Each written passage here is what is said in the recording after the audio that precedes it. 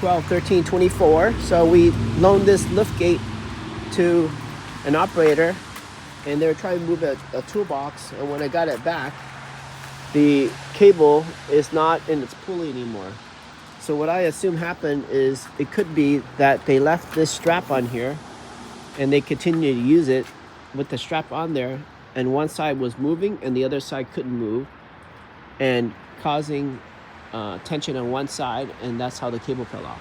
The other side is maybe they put a piece of block of wood right here, and the block of wood should only be on this side, not this side, because if it blocks this thing, then this whole thing can't lift up and down. And so they kept on continuing to use it in this manner, and causing it to be crooked left or right, but continue using it is the issue. So in general, when using a lift gator and you see it's not even, don't continue using it.